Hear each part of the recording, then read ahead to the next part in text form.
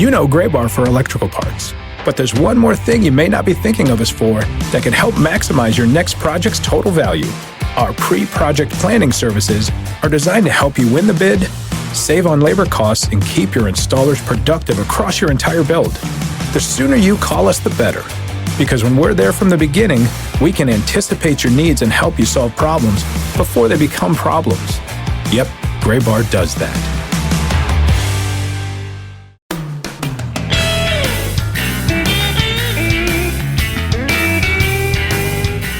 Is this the final? No, it's not the final. The penultimate August episode of the Show Before the Show podcast. You like how I just didn't at all think about whether or not the 23rd was the last Wednesday in the month of August before we started this. I do so much prep, obviously, for our intro segments here. There's stumbling out of the blocks, and there's whatever the heck you just did. And then there's Tyler Mon leading into an episode of the Minor League Baseball podcast. So, hey, with that, welcome in. We're flying out of the gates on episode number 124 of the Show Before the Show podcast from MILB.com. I am Tyler Mon. He is Sam Dykstra. Hi, Sam. Hi, Tyler. What's going on out there? We're not even 2 weeks away from postseason play in minor league baseball. Yeah, you can definitely kind of feel it based on, we'll talk about it here in a little bit, but there's already postseason all-star teams, MVPs are being named, which is awful early, by the way. I mean, as much as it feels like the season's coming to an end, naming your MVP this far out is a little bit nuts, but some... Yeah, I was kind of thinking that too. We'll discuss, but yeah, it seemed, we got like a news alert last week on the 18th, the Midwest League announced those awards, and I was like, yeah, there's still like almost a month left in the season, right? Like it's a little early. Well, I mean, but hey, when Bo Bichette isn't going to hurt or help his MVP case, so I guess, Yeah, that's true. I guess you could just award it now because it's not going anywhere. Yeah, that is true. Well, we'll talk about that here in just a few minutes. But before we do, a big thanks to you for tuning in to the Show Before the Show podcast, wherever you found us at MILB.com/podcast or Apple Podcasts, Google Play, the Stitcher app, and elsewhere. And if you would spare a few minutes, give us a rating and a review and a subscription, and we would be ever so grateful as we plunge headfirst into the minor league postseason race here on the 124th episode. But before we do that, we're going to talk a little bit about some of the close to the regular season with these end-of-season All-Star Awards that have been handed out. The California League and the Midwest League. Class A advanced for the California League, Class A for the Midwest League. Rancho Cucamonga outfielder and Los Angeles Dodgers prospect DJ Peters named the California League's most valuable player and Rookie of the Year. Modesto Nuts right-hander and Seattle Mariners prospect Nick Neidert was named the Pitcher of the Year in his third pro season. Those rosters from the Cal League, there's a lot of talent in that league, and it's so much more compactly spread now with that as an 8-team circuit, which is kind of crazy. Last however many years, we had 10 teams in the California League. Now you look at 8 teams and just so much talent on this end-of-season All-Star roster on all of those teams, which seems to be that much more evident now in a shrunk league down to 8 teams. In the Midwest League, Bo Bichette, as we noted, Midwest League MVP and Prospect of the Year. Vladimir Guerrero Jr., his former Lansing teammate, made the end-of-season All-Star team at third base. A lot of talent on that roster as well. Jose Siri, 39-game hitting streak. There is, in the Midwest League this year, it feels like there have been a ton of storylines, which are really cool for us to follow throughout the minor leagues in the course of the season. But what stood out to you among both of these rosters? Yeah, so I kind of want to get to two guys that I don't feel like we've talked about that much this season. And obviously the fact that they are on postseason All-Star team speaks to just how good they have been this year. But in the Cal League, we focus so much on hitting there because it's, it is a hitter's league. Guys put up monster numbers. DJ Peters, MVP, has been tearing the cover off the ball, homered off Madison Bumgarner, I think twice this year. Lots of fun to be had there. But I kind of want to focus on the pitcher here, the pitcher of the year in the California League, which was Nick Neidert of the Seattle Mariners organization. Neidert he's like one of my favorite types of pitchers, which are just guys who throw consistent strikes, and not just like, consistently, working contact, that kind of thing. He only walked 17 batters in 104th and a third innings with the Modesto Nuts this year. He had a 2.76 ERA, which is good by anybody's standards, but in the Cal League, that's almost insane. And he also struck out 109 batters and 104 in the third innings. This is a type of guy who, when he throws the type of strikes that he does, or with the consistency that he does, it's going to make everything he does, or all of his pitches play up.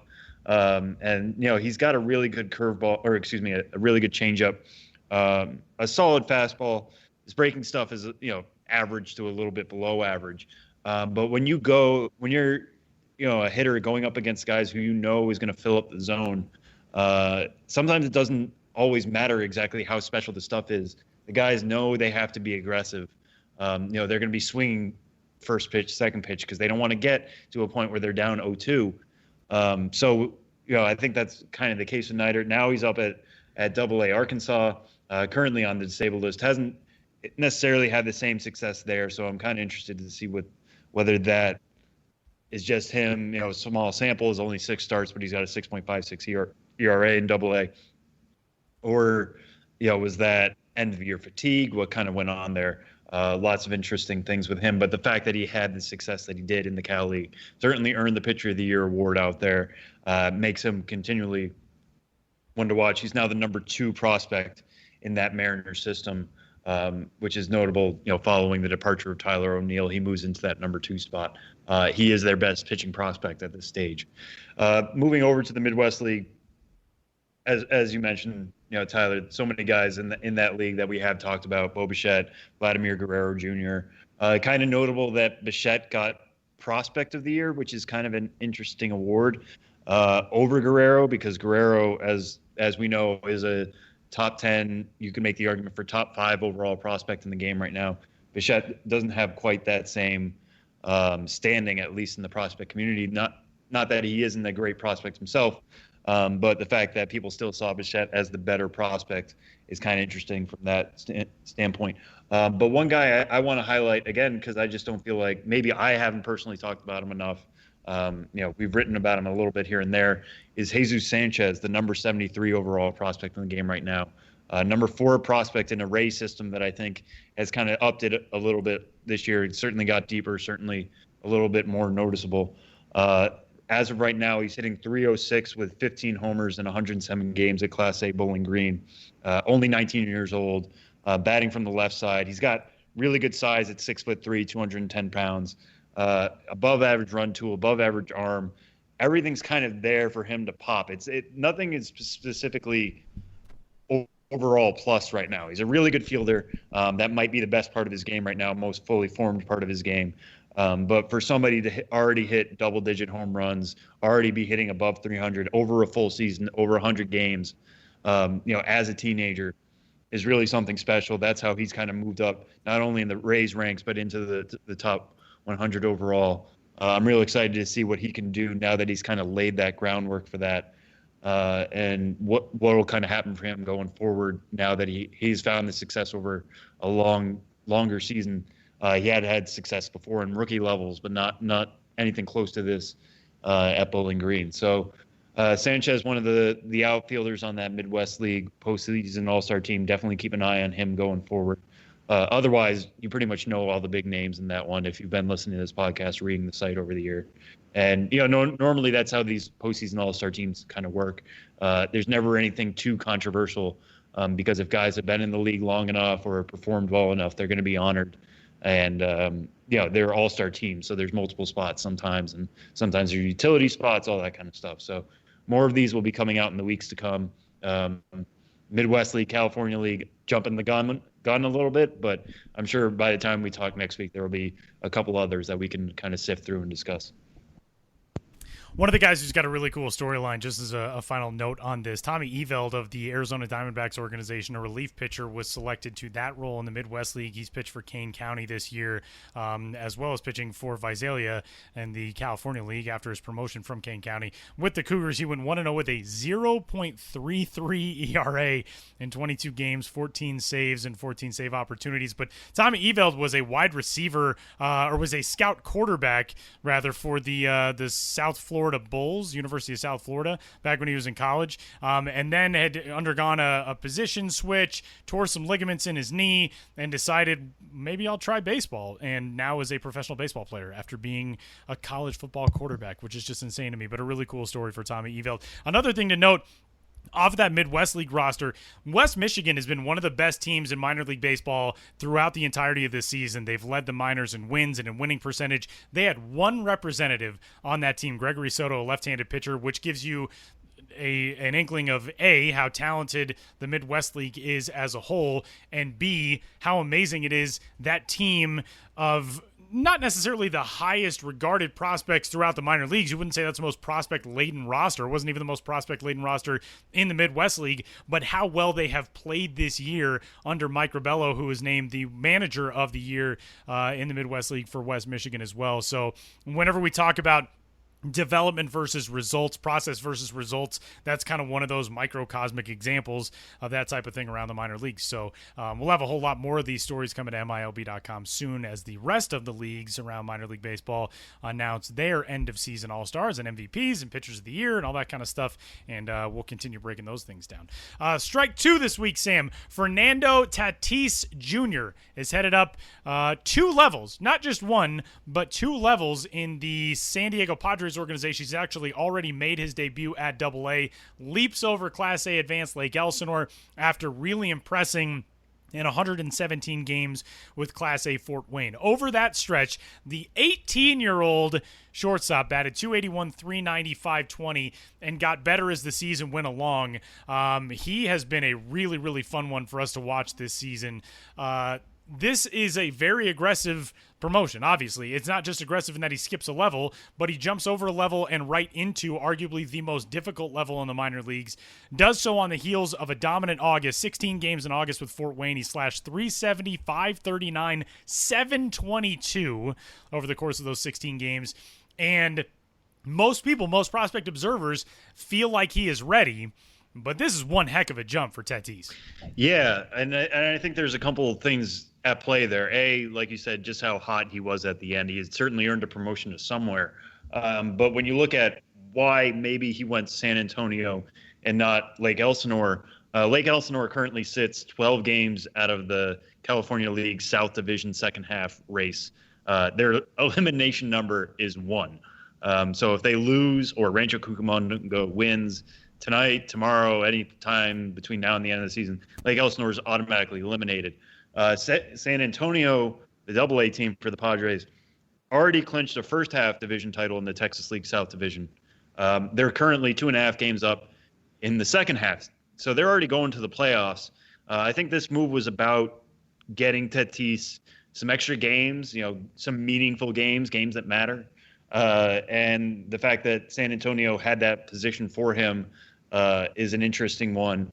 But, the way he was hitting, he was ready for a challenge. So why not give him that challenge at Double-A?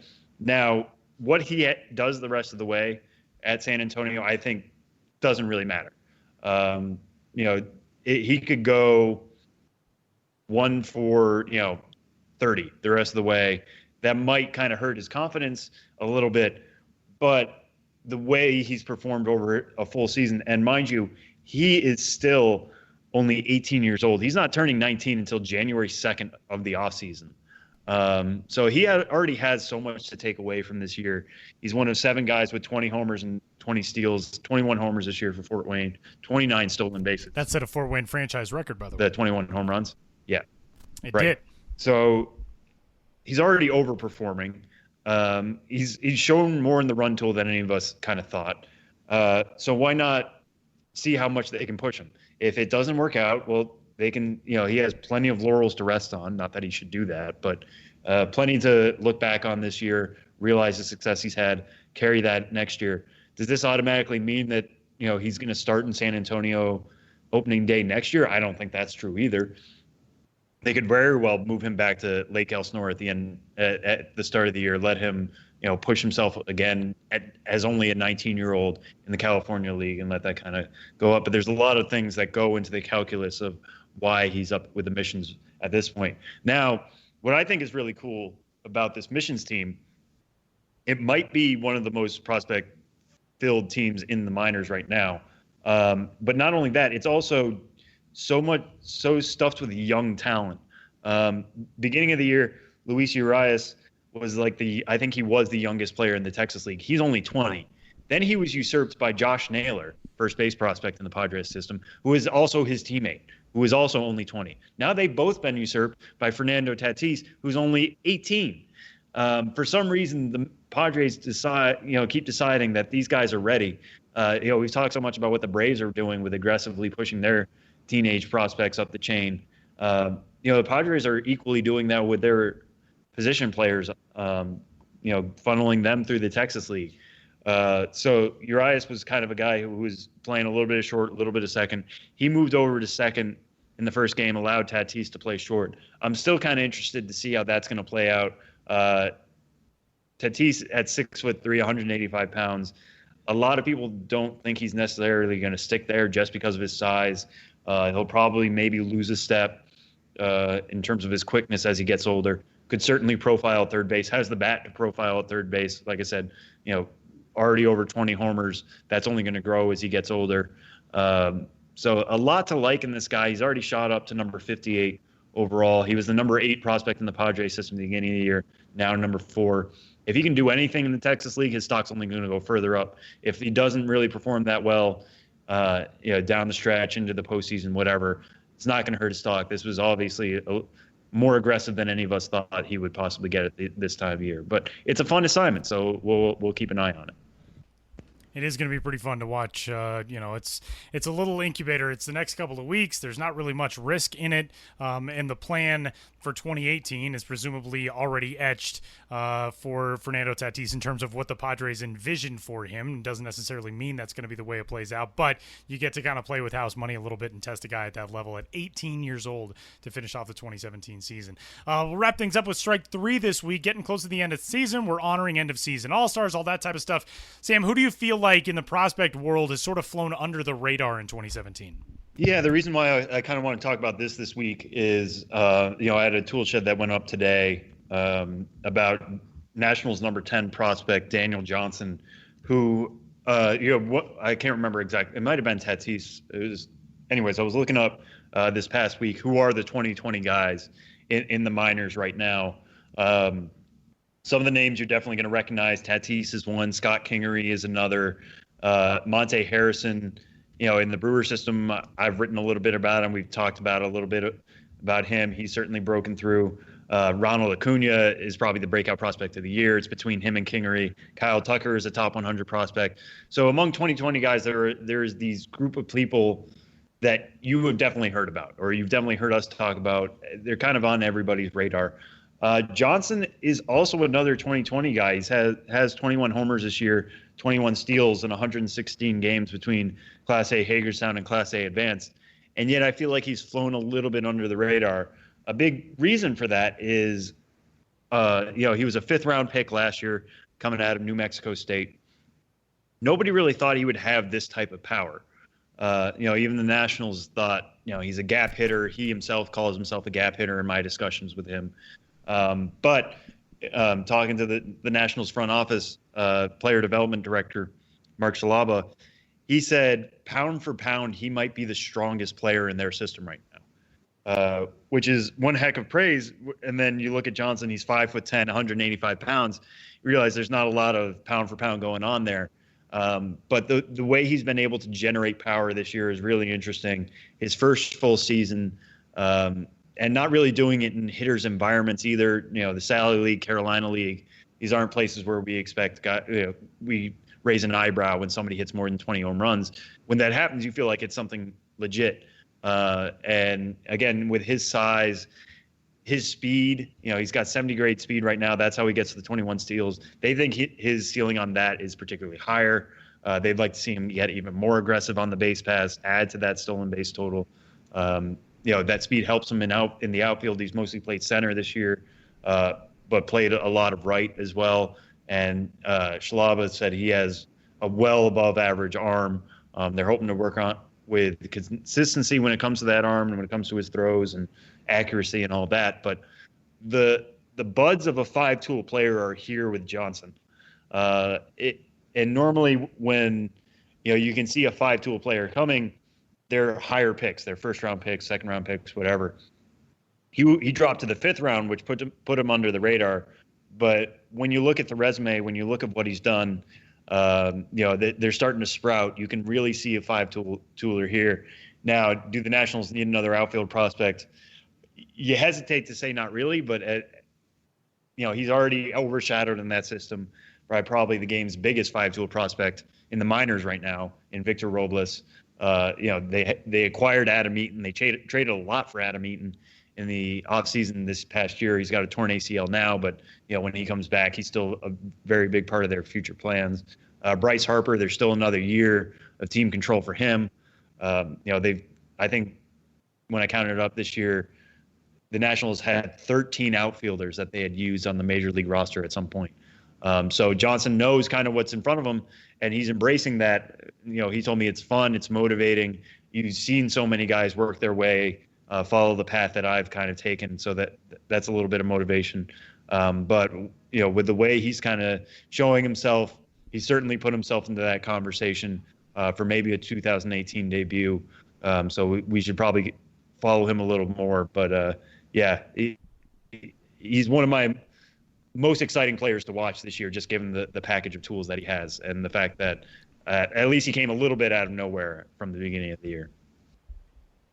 That's what's kind of exciting about the minor leagues is you can follow all of the top guys, all the guys that you know names of, but there are always going to be guys who you haven't kept an eye on, who are going to rise, they're going to make their names known, and they're going to surprise you by making it to the big leagues and making big impacts. And it's fun to kind of pick those guys out when the chips fall over the course of a season. And so that is where we find ourselves the last couple of weeks of the regular season staring us down here in 2017, a minor league postseason starting up in just about 2 weeks all across the minors. That'll do it for this week's edition of Three Strikes. Coming up, we're going to head to the Chicago Cubs organization and Class A short season Eugene, where we find the Cubs 2017 19th round draft selection out of Charleston Southern. Chris Singleton joins the show next.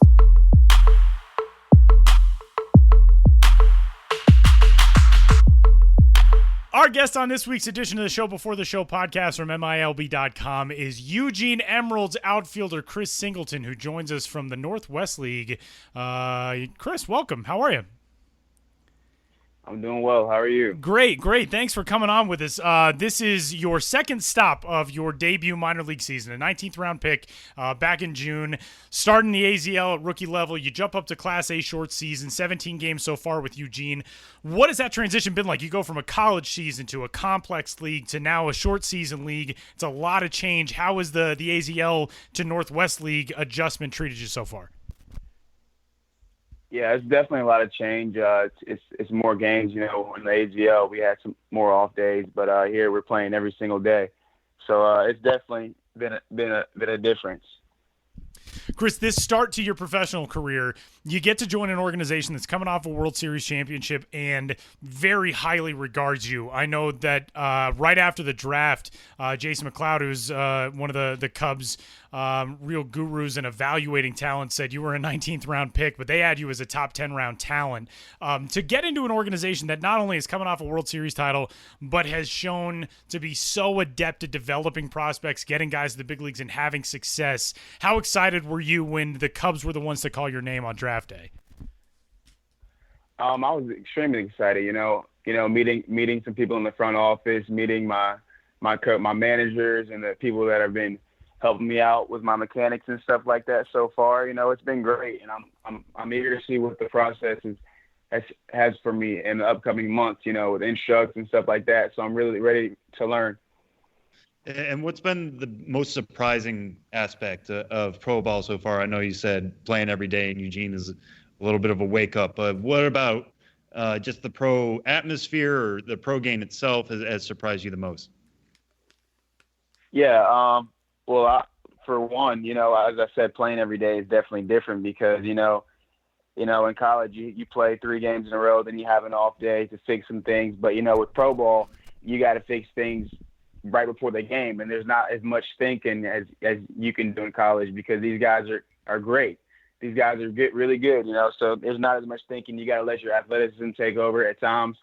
And it's been a little struggle for me. I never really struggled before. When I got called up to Eugene, I think the last probably 6 or 7 games I've been going through it, but my coaches are saying, this is not the first time this might be the first time it's happened, but it won't be the last time. So I'm really just trying to grind it out and have fun while I'm playing. And are there any adjustments you've made over this? I mean, it's like you said, it's only a couple of games so far. You do have to allow your athleticism, and reading some of your scouting reports, you've got plenty of athleticism, plenty of speed to work with. Do you make any adjustments this quickly in your pro career, or do you just kind of let it ride out? We've done some stuff that's felt a little different for me. So just doing the little things like that, it hasn't felt as comfortable as I have in the past. But with these new changes, I feel like once I'm feeling comfortable in the box again, then things are going to go uphill a lot quicker than I think. Chris, for college guys, coming out of the draft and into a pro season is such an arduous process, because you started playing games February 19th this year for Charleston Southern against West Virginia. You guys debut with a victory. Before that, you're getting ready for the season, prepping and training and off-season work and all that kind of stuff, which obviously you'll be doing as a professional, but you're not getting into game action really until April. So this is a long slog. I mean, to get from a college season through a pro season, how has that affected you just physically and mentally, that grind, and how now playing every day, how do you take care of your body? I mean, for young guys, like guys you played with in college, jumping into this season, how does that change in the way you manage yourself going into everyday activities now in August? Yeah, well, it's definitely been a long process so far, but one thing that I've had to realize is that I got to keep my legs fresh. Me being an outfielder and I like to show my speed, I have to keep my legs fresh. And one thing we'll do is I'll lift legs a couple times a week just to really get them fresh, get some blood flowing. And so by the time game time comes, I'm feeling good. I'm not feeling sluggish in any way. So that's one thing I've had to learn quick since I've started playing pro ball. By the way, I was reading off the wrong schedule. February 17th was the start of this season for Charleston Southern against Delaware State, not February 19th, so even longer. Sam, take it away. Yeah, one thing I think I read about you, Chris, was you mentioned you had worked out for the Cubs in a pre-draft workout. What was that experience like, and how many teams did you end up working out for? Because guys who normally go in those middle rounds, you're not always going to pre-draft workouts like that. So what was your kind of experience going into the draft? Yeah, that was really, really fun. I mean, going up to Wrigley, being able to see that, touch the ivy on the wall, that kind of stuff, I think was amazing. You dream about going to play at parks like that. For me to get that experience, it was awesome. And I think I did really well while I was there. What was it like walking into that building, knowing not only is this a major league park you're now playing at, but also, you're trying to fight for a job or fight for a potential draft pick? I mean, where was your mind going into that? Yeah, my mind was, I was actually pretty relaxed. I wanted to just have some fun and soak it all in. I actually stayed after the workout was over. I stayed a little longer just to soak it in some more because of how historical that place is, and I really just soaked it in. Chris, with the Eugene Emeralds so far in the starts of this season, the Northwest League is kind of its own unique brand in that sometimes we even, I think, forget about the Northwest League and being a Class A short season league that's kind of far removed from everything else. But for you, it's a long ways from home. What has that been like? It's kind of a different pace of life and all that type of stuff. How have you enjoyed Oregon so far? I've enjoyed it. It's a little cooler than Arizona, so I've got no complaints about the weather. No complaints about the weather, but it's been a lot of fun, and we get a pretty good turnout at our game, so it's cool playing in front of a crowd, because in Arizona, when you're with the rookie team, then there's really no fans out there. So the first time you play up here and you hear fans screaming, it's kind of awesome. Well, Chris, let's talk about some of your personal story. As a prospect in the Cubs system now, a longtime baseball talent, and people may have first heard your name under some heartbreaking circumstances a couple of years ago. Chris's mother, Sharonda Coleman Singleton, was one of 9 killed by a gunman at Emmanuel African Methodist Episcopal Church in Charleston.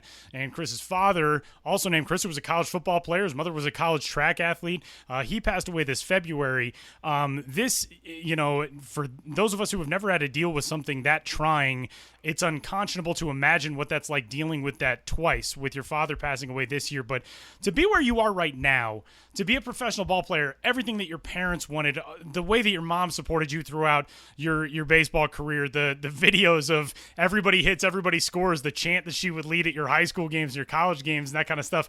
What do you think your parents would say to you now, seeing you out there manning the outfield in a professional uniform, having signed a contract in an organization that's a world championship club? What would that conversation be like? Yeah, the conversation would be, well, first of all, it'd be some crying from my mom, just the happy tears, but then they would get to business and say, you're here, but you're not finished yet. That's what they would tell me. They would tell me to keep working hard and keep doing the things that I've done on and off the field. So that'd be something they want to express. My dad was a big baseball fan too, but he never played, so he'd really be in awe of what I've done so far, and he'd be pushing me to keep going and keep furthering my career. What exactly did you take away from your mother and your time with her? Tyler mentioned she was a track athlete. I heard she was a track coach as well. So obviously you got some of her speed, and that's gotten you to where you are. But what were some of the biggest lessons you took from your mom and your time together while she was here?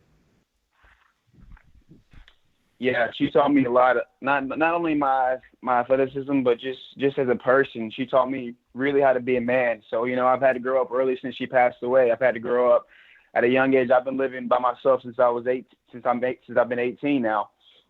But she really just taught me how to be a man and go about my business and respect people and all that kind of good stuff. So I'm really blessed that I got the time to spend with her that I did, even though it was cut short. I think I'm still truly blessed to be able to spend 18 years with her. And how do you kind of carry that to the pro game? I mean, a lot of that, you had a lot of growing up to do at such a young age. You've got two younger siblings, a younger brother, a younger sister. Now you're still playing a game and you're trying to start a career at your age. How does that kind of translate to the field or off the field now that you are starting a career? Yeah, and my brother and sister, they're actually going to start living with me this year. My sister's going to be finishing up her senior year at the high school that my mom taught at and I went to. So I'm very excited about that. And also my little brother's going to live with me. He's 14, about to start high school. So I think that's another blessing that I get to spend so much time with them, because I haven't got to spend as much time with them being away ever since things went down. But I'm really excited for the off season just to get to hang out with my family a lot more. Chris, there was a terrific profile done on you in the Eugene Register Guard last week that people can find. Austin Meek was the writer behind that story. And, in light of some awful things that we've all had to witness that have been thrust in front of all of our eyes over the last couple of weeks, that conversation came up between you and Austin in that story. Where we sit right now, and we're a baseball podcast, we don't pretend to be experts on what it's like being a kid who grew up in your position in the South, or being somebody who has a view on this from a place like Charleston, where your mother was killed a mile and a half away. In the 1930s, they erected a Confederate Defenders of Charleston statue. I mean, when you see all this stuff that's going on right now, a couple years after you lost your mom, what are your thoughts on that? How difficult is that now, being away from home, having your siblings back there, and not necessarily being right in the mix, but still having to see what's been going on? Yeah, it's especially tough for me, but it's tough for anybody. You look at that stuff on the news, and it makes your stomach turn a little bit, because that's just not right. So I think it's been difficult for me. I've had some thoughts myself, but everybody is probably feeling the same way, if not. Well, probably everybody's probably feeling the same way that I feel about that stuff that's been going on. And one thing that I particularly, I'll admit I grabbed inspiration from was the way, again, Tyler said some of the ways some people heard your name first was you were one of the first people to forgive the shooter in the Charleston church. How are you able to find the strength to do that in that moment? And, just talk about what that was like in that moment, to be able to do that, and what you've taken away since from there. Yeah, honestly, I'm a believer. And I believe that Jesus Christ died for my sins, and because of him, I can spend eternal life in heaven. You know, that's one thing that's got me through all this with this stuff that I've gone through.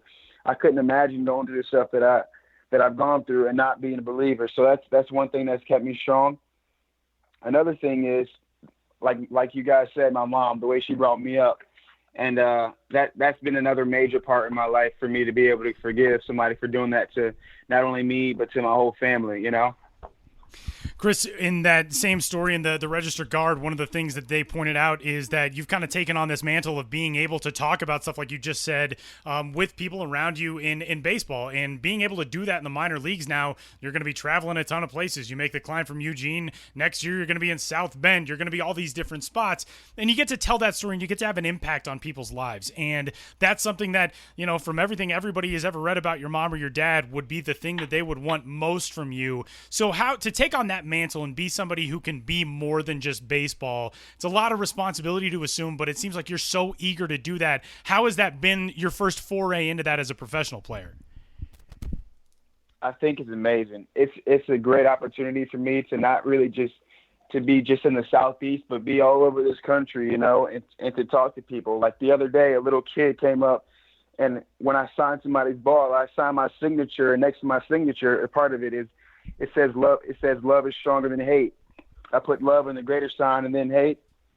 And when little kids will come up to me and ask me for that, and their parents will smile and give me a nudge and say thanks for the message, that kind of stuff warms my heart. You know, after the game, whether I went 0 for 4, 4 for 4, whatever happened, when I see a parent smile and say thank you for that message, it really warms my heart.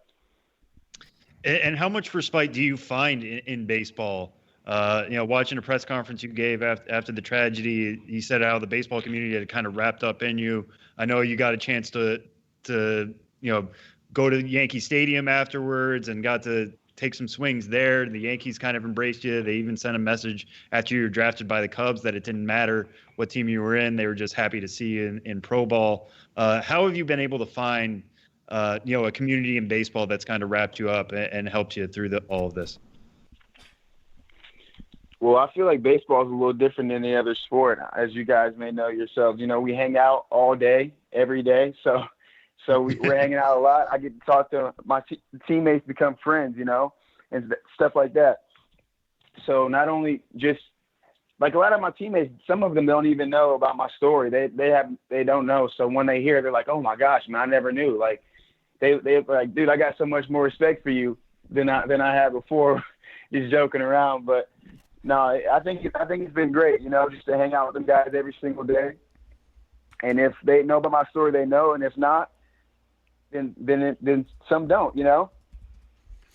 Chris, we'll end on a few more lighthearted ones, so we can talk some fun baseball stuff before we get out of here. As a professional now, only a handful really of games under your belt compared to what you'll have played by the time this is all done, hopefully 15 years from now.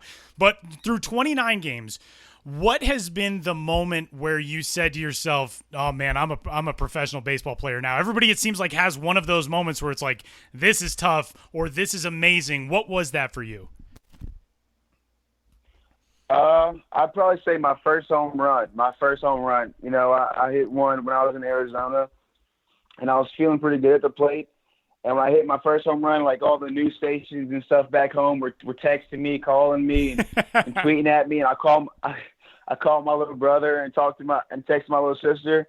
And that moment right there, I'd probably say was the moment I'm like, wow, I'm a professional baseball player now. There's a really cool picture too that Chris has. Just real quick, Chris has on his Twitter photo just a ball. The ball from his first pro hit is a really, really cool photo too. Sam, go for it. Well, no, because Reese Hoskins the other day talked about how he forgot how he was running around the bases when he hit his first major league homer. So, Chris, please tell me you remember, like, you took a good long trot going around that first homer at the AZL, and something you can remember at least forever. Yeah, I definitely gave it a good look when I hit it because I know I squared it up. But no, I ran around the bases just. It was kind of surreal, you know. I ran around the base just like I would any other time. Well, and the problem is when you're fast, when speed is one of your top graded tools, it makes it, I would imagine, a lot more difficult to go for like the David Ortiz 40-second home run trot. Yeah, I don't think I had enough bombs to be able to do that 40-second trot. Chris, couple more for you. We'll get you out of here. One player in baseball you would love to face. You're in the Cubs organization now. Might get a chance in spring training to see John Lester or Jake Arrieta or whoever. Who is one guy you'd want to step in the box against? One guy I want to step in the box in my organization or just anywhere in professional professional baseball. Yeah. Anywhere. I'd probably say Chapman because he throws so hard. Just to be able to stand in the box, I feel like 10 years from now, I could say I got to hit against Chapman, you know? That's pretty That brave. is a really good one. Not a whole lot of people would choose the 105-mile-an-hour fastball to go against, but I very much admire that. All right, last thing for you, Chris. When you got the call that you were drafted, you were cleaning pools with a pool cleaning business that you have back home. Now you're a professional baseball player, so the question is, does the pool cleaning business stay open? And if so, are you just going to make your little brother do all of it? Because that's the point of little brothers, right? Yeah, that is the point of little brothers.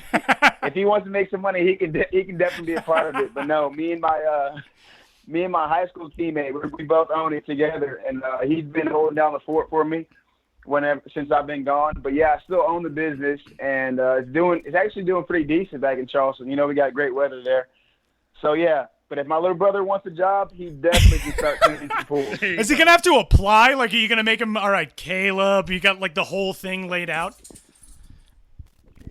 Nah, I don't think you have to apply. I mean, unless I think I might just give him a couple dollars here and there. There you go. He is Chris Singleton. He's on Twitter at @csingleton_2. You can find him there. And, man, just an incredible head on your shoulders, Chris. And congratulations on all the success so far. A whole ton of people, us included, pulling for all the best for you as this professional train gets rolling. And best of luck the last few weeks of this 2017 season and on into Instructs, man. Enjoy it. Thank you. God bless.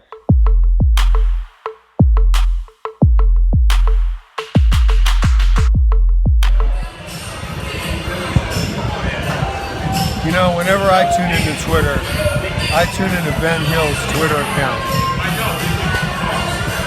I don't really tune into Twitter, but if I had Twitter, I would tune into Ben Hill's Twitter account. I really would. He's the only person I know he's really the only person I know.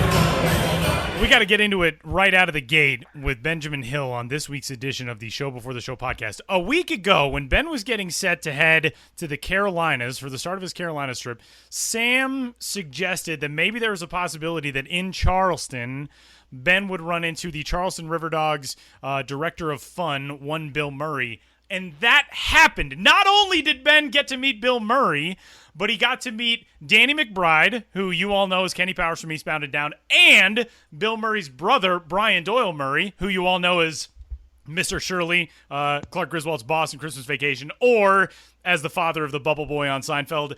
How did this happen? Tell us this whole thing. It was like kind of a joke, like, oh, maybe you'll meet Bill Murray, and then it happened. Yeah, well, you know, it's a story. Two things to clarify. As it seems, everything with Bill Murray it's a story, as it always seems, like we were talking about last week.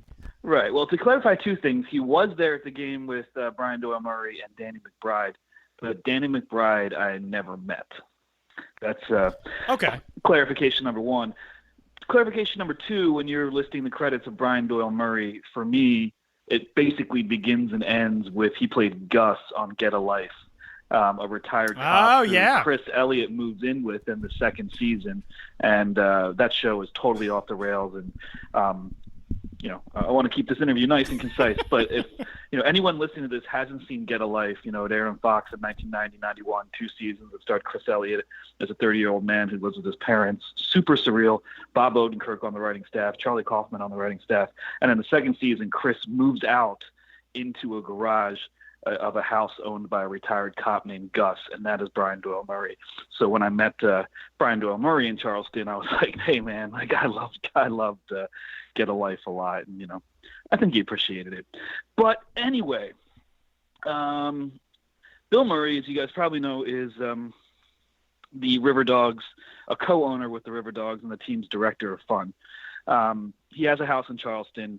He shows up at River Dogs games here and there, but you know he can't be relied on to be there. Nor is he the kind of guy who, you know, kind of schedules interviews in advance. You can't call up the River Dogs and say, hey, can I have an interview with Bill Murray? But I got to the ballpark, and it was a Saturday night, and I'm pretty friendly with a few guys on the front office staff there, and they said, oh, yeah, Bill Murray's in a suite watching the game with Brian Doyle Murray and Danny McBride. And I was like, oh, that's cool. But I really wasn't thinking I was going to interview him because I just didn't want to be like, oh, hey, can I interview him? Can I interview him? Because everybody wants to interview him. Everybody wants to talk to him. And the vibe I get is, it just sort of happens or it doesn't. So I just kind of went through my day with the River Dogs, spending some time on the air, taking pictures of everything, X, Y, and Z. And I ended up meeting Bill Murray and Brian Doyle Murray in the team's new upstairs club area. They just came in to get some food. I was there with Phil Geary, the director of operations, who knew Brian and Bill fairly well. And so I meet him, and I was like, oh, hey, how are you? And it didn't feel very bizarre. It just felt like meeting another person. When you're in real life and you just meet someone, it was kind of like, oh, hey, how are you? With this kind of extra layer in the back of my head of like, wow, that's Bill Murray. And so we talked for a few minutes. I told him what I did. He said, keep up with that scam as long as you can. And I was like, hey, that's what I've been trying to do, quote unquote. Just like the rest of us working in sports. Right, quote unquote, exploring America through minor league baseball. And there was like half of me sort of screaming, like, say, hey, Bill, can I interview you? Can I, I work for MLB.com. I'd love to talk to you and this and that. And, I lacked that killer instinct. I felt like, dude, it's the game. You get hounded all the time, whatever. And then the game kept going on. Spent the 8th inning on the air with the River Dogs broadcaster, Matt Dean. And then after that, I was talking to Philip, who works for the team. He's like, yeah, I just checked in on those guys, and Bill'll be cool to talk to if you want. He said it was cool because I let it be known that I would interview Bill Murray if he wanted to. If it came up, you'd be open to it. If you guys cross paths again, just whatever. Right. So here you guys are also learning my essentially passive nature as a journalist is, I guess, because what I do is so like just sort of the night as it happens. I always have ideas of who I want to talk to and what I want to do, but I do struggle with just being like, I need to talk to this person. Like, hey, Bill. I just, it just kind of had to happen. Maybe that's why I'm single now that I think about it. These things just sort of have to happen. I don't pursue them. They just sort of happen. But whatever. So I was told, hey, I just stopped in with Bill. He'd be cool to do it. And I was like, yeah, let's walk up there. And along the way, he had already wandered out. And he was like, yeah, let's talk. The game's in the 9th inning. Let's sit down and watch the game. So I'm like, okay. So then I'm sitting at a table on the picnic level, or on the a picnic table on the upper level concourse, and just like sitting there across from Bill Murray, and I'm like, all right, I guess I'll interview you, but it was like so loud. It's loud at minor league baseball stadiums, but especially when you're sitting like on the concourse right below these speakers, and then of course people started coming over and like interrupting us, and I was like, I don't know what I'm going to do with this. I was asking some questions, he was answering, but I'm holding the phone so close to him just to get any quotes at all. And then the game ends, and they start a helicopter ball drop with all these bouncy balls dropping from a helicopter, and bouncing all over the place. And he's like, hey, you should tape this. And I was like, yeah, I should.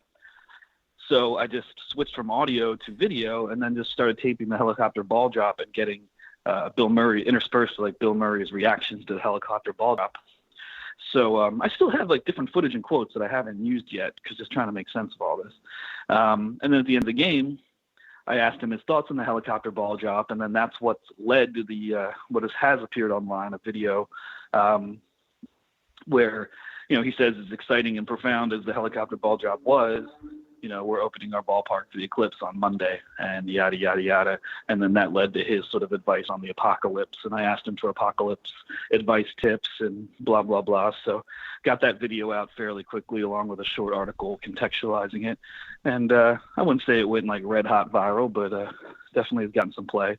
Apparently appeared on SportsCenter, which the only reason I know that is because someone tweeted me that I was misattributed as Ben's Bix, BENSBIX on SportsCenter. So my interview with Bill Murray ran on SportsCenter, and it said MILB.com/@Ben'sBix. So Ben's Bix, once again, is soaking up all my glory. That dude's probably not single, probably has a wife who loves him, But Ben's Biz. I was going to say, you have to let that be your alter ego now. Like Ben's Bix is the super confident interviewer who goes right up to Bill Murray and asks him all the tough questions and, makes him, all this kind of stuff. We got to get that Twitter account going now, I think. Well, the good news is there is no actual Ben's Bix on Twitter, so it's out there to be claimed. Right, because Ben's Bix, he thinks it might be a good idea to see Bill Murray and just go right up to him. But, as much as I'm self-deprecating, I kind of know what I'm doing. You don't want to just run up and, hey, like, hey, Bill, it's so great. Why are you here? You don't want that. And I wouldn't have wanted the footage that resulted from that made me seem like, I was like with TMZ or something. This is MILB.com. I'm Ben's Biz. Things get done a different way. And as you can see, it worked out. All the times it doesn't work out, you don't know about it because I don't talk about it. But this time it worked out. And there you go. I interviewed Bill Murray. I still have more from Bill Murray that I just kind of wanted to wait to get back from the road because it's kind of a mess with all the interruptions, the very poor audio, everything. But I have some more stuff to share, one of which is definitely super cool. I have it in my pocket, and I'm just waiting for the right moment to. Is it just you asking Bill Murray the same question over and over and over and over and over and over and over again? It is not. Spoiler alert, it is not. But, but I have a little more. And okay, so this story has already gotten kind of overblown, but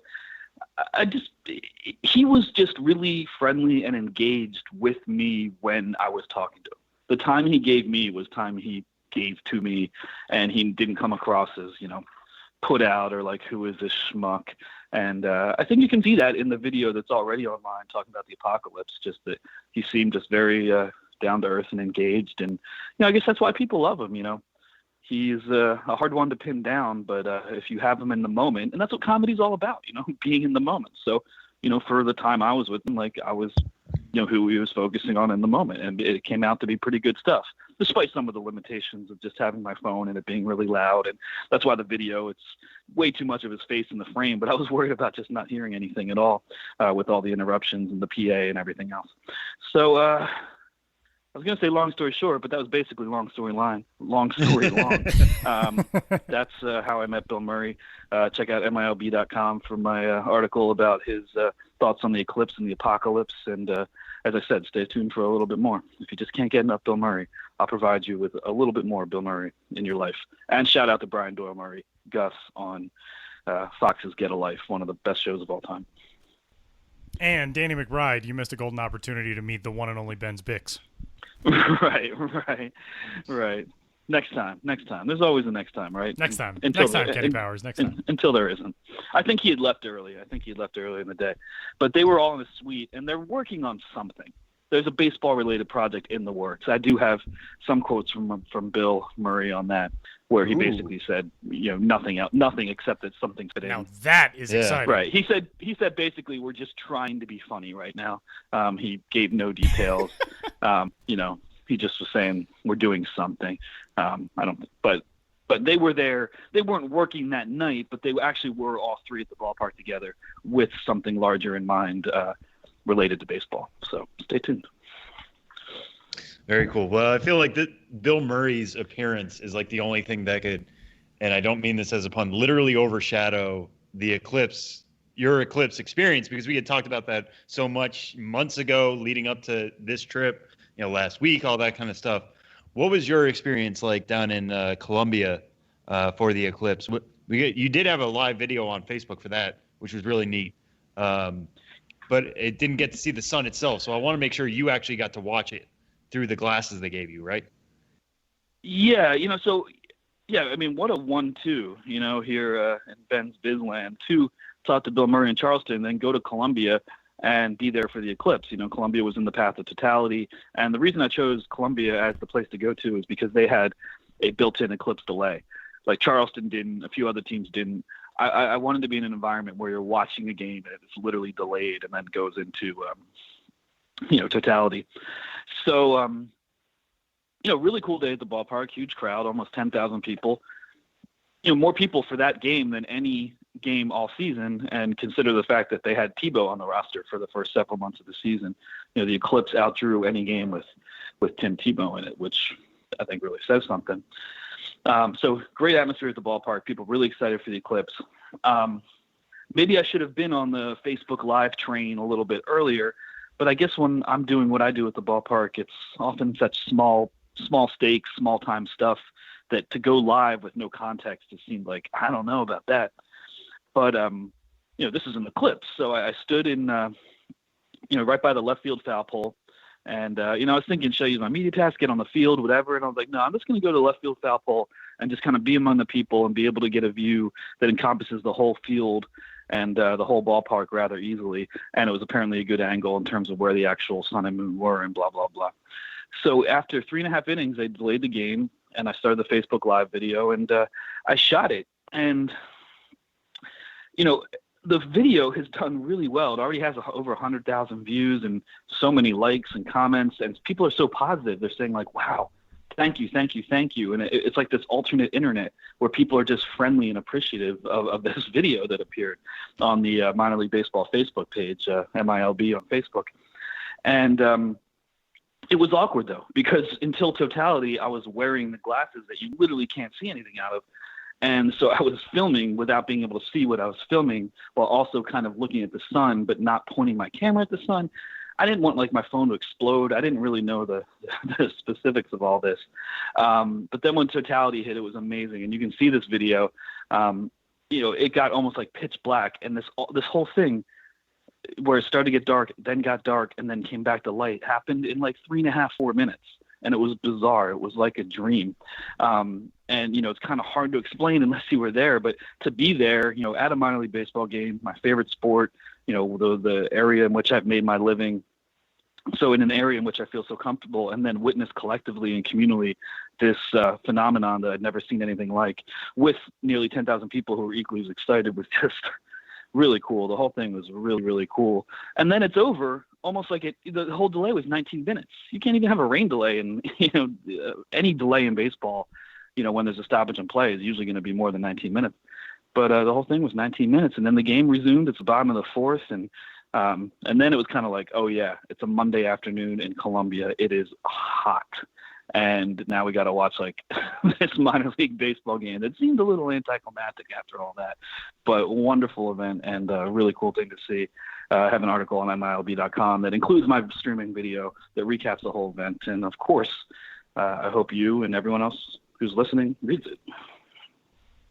Well, one of the really neat things about the eclipse is it was like minor league baseball was the only show in town to take full advantage of it. And that was on ESPN as well. They kind of ran through all of the day's minor league baseball promotions. But it's so fittingly minor league that all of these teams were so adaptable to that. And I remember last year we had Ben on the podcast telling us about how Salem Kaiser announced in 2016 that they would be doing this in 2017 with, I think, a 9:30 first pitch in Salem Kaiser. They had served breakfast at the ballpark, all that kind of stuff. But it's really a testament to the industry that all of these teams were so open to the flexibility of, we'll open the doors, we'll open the gates super early, we'll have a weird start time, we'll have a delay in the middle of it. You don't get that in a whole lot of industries around the country.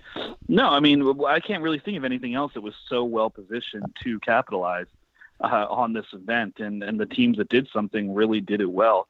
And I don't think there's any place that anyone would have rather have been, in the crowd. I really think, like, afterwards, if you had gone around and interviewed just random people in the crowd and said, like, did this experience work out for you? I don't think you found a single person who was like, well, I could have watched it at my brother Jim's house or on my friend's roof or whatever.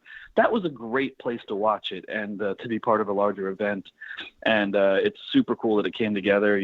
Props to the Salem Kaiser Volcanoes who kind of got the ball rolling and, tipped me off to it. And then it was funny. I was interviewing people in Columbia who were like, oh yeah, I heard about it when you were writing about it over a year ago and I got the tickets.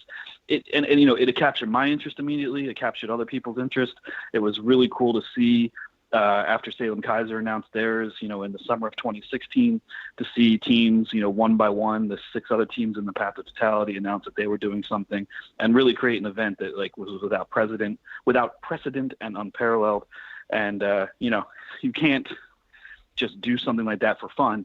But, there's another eclipse in 2024, and I think we're going to see this anytime there's any sort of phenomenon like that. If you can open the gates to your ballpark and have people come, then do it. And throughout covering the eclipse, I was in touch with an astronaut a NASA scientist, not an astronaut, by the name of Noah Petro, and he was in Salem Kaiser where he threw out a first pitch. But he said, look, we've got a lot of resources at NASA for education and outreach, and we're looking at these Eclipse promos as the start of hopefully a partnership in minor league baseball where we can have Moon Night and Science Night, and maybe it's not as dramatic as the Eclipse, but we want an ongoing partnership with minor league baseball for events. And there's International Observe the Moon Night in October. So he was saying, like, if you have a stadium that's a year-round stadium and the weather's not too bad, like NASA would love to partner with you for International Observe the Moon Night at the ballpark. So there's a lot of directions that this could go. And NASA was strategic, in terms of people who do that kind of stuff with the educational outreach, thinking like, this is not just a one-off thing for the Eclipse. These are hopefully the start of relationships with people, with organizations based on promoting science and space. And their whole thing is, if we have an event at a science museum, people will show up. That's cool. But those people are already tuned into the idea that they might go see something space-related at a science museum. A minor league baseball game, you can reach an audience that might never think to do that, but then hook them, grab them, and hopefully get them interested in space and science as well. So it's really cool. That is pretty awesome. A couple other stops that Ben made on this trip through the Carolinas, the two newest additions to the Carolina League in 2017. Jim Perry Stadium, which is the home of Campbell University Baseball and is currently hosting the Buies Creek Astros, who will more than likely only be there until 2019 through the end of the 2018 season when their new ballpark opens in Fayetteville, North Carolina in 2019, and a place that for longtime listeners of the podcast, has a special place in my heart, but the historic Granger Stadium grounds in Kinston, North Carolina, which are now home to the Down East Wood Ducks. Two very, very different atmospheres. Tell us about Kinston and Buies Creek. Yeah, well, this trip was a funny one. I mean, I had these experiences in the South Carolina portion, which were the second and third stops, in Charleston and Columbia, which I've talked about so far. But the trip was bookended by these North Carolina teams, which, like, no disrespect to them. It was, I met Bill Murray and live streamed an Eclipse in South Carolina. In North Carolina, I just kind of hung out at very quiet ballparks for the most part. It was totally different. But it started with the Down East Wood Ducks. They play in Kinston, as he said. Granger Stadium, built in 1949. The team, there hadn't been baseball there for 6 years. And now that there is, the Down East Wood Ducks. And so the Ballpark 4 Stadium, built in 1949, I think the front office has done a good job with it, with a lot of the branding, a lot of the Wood Duck signage everywhere, spruced it up to the extent they could. And the night I was there, they actually set the all-time Kinston professional baseball attendance record, which is cool, which shows the return of baseball to the area has been embraced. And, pretty low-key evening for me. My designated eater became the first designated eater no-show in Ben's Biz history. I saw that on Twitter. Yeah. And what happened?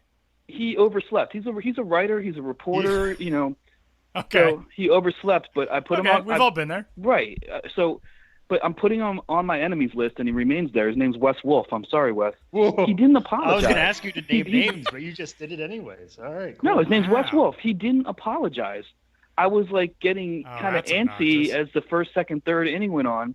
Then I was on the radio with a great announcer, and I'm going to blank on his name, Dominic Catriano, Down East Wood Ducks announcer. I might have gotten his last name wrong, but man, you need some good announcers in the minor leagues. Young guys who are just well beyond their years.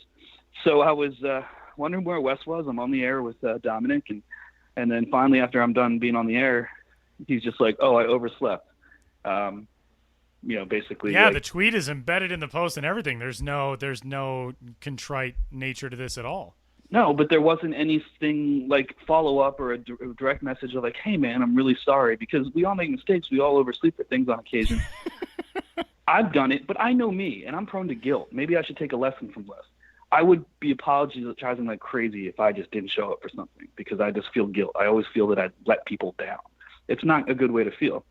So I'm like, dude, you just say like, "Oh, overslept," and then the rest of his Twitter feed is just like retweeting political things the rest of the night. And I was like, all right, cool, man. You said you do something, you didn't do it, and you didn't apologize. You're on my enemies list. So it's unfortunate. And he can get off anytime. We'll be friends. I don't care. But come on, man. Apologize. That's it.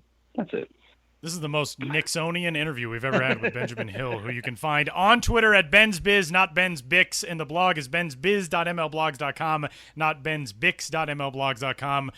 Don't cross him, Benjamin Hill. Thanks, Ben. Oh, no. Thanks for that, guys. And then, I did end the trip in Buies Creek, Jim Perry Stadium. very, Campbell University, very, very quiet environment and very surreal to see minor league baseball on this collegiate campus in a sleepy area of North Carolina. So I've talked a lot.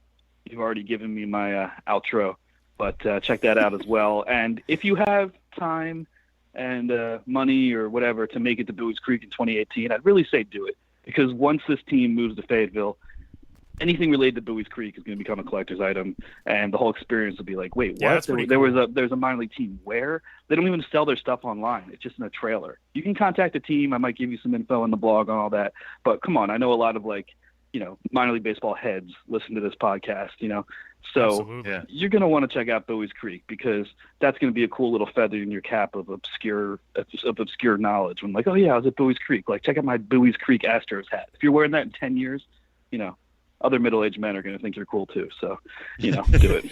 The hometown collection for 2027. Get a jump on that while you can. Yeah, absolutely. So I want to point that out. But thanks for letting me ramble. I did just wake up from a nap. I just got home. I woke up from a nap when you guys called, and appreciate it. And I know you already said all the outro stuff. So, bye guys. Sorry, I keep rambling. See, he just said sorry, Wes Wolf, after a nap. See how it goes here? Yeah. Thanks, Ben. Thanks, guys.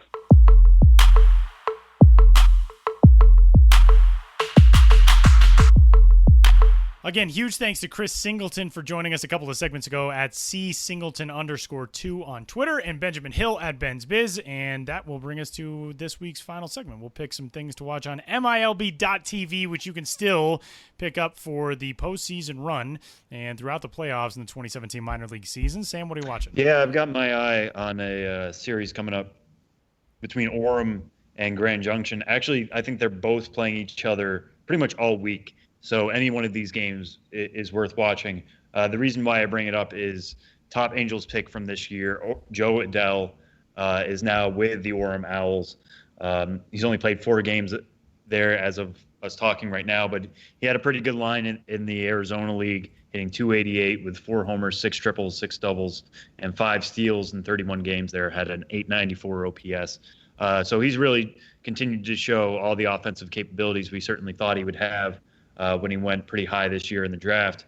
I'm also bringing this up just because our colleague Mike Avalone did a story on Joe Adell, kind of a longer feature on him this week, kind of his decision to go pro, what it was like coming from 2 parents who highly valued education. He walked away from a Louisville commitment in his native Louisville, so that would have been interesting to see him go play with them, but that didn't work out, obviously, because the Angels took him so high.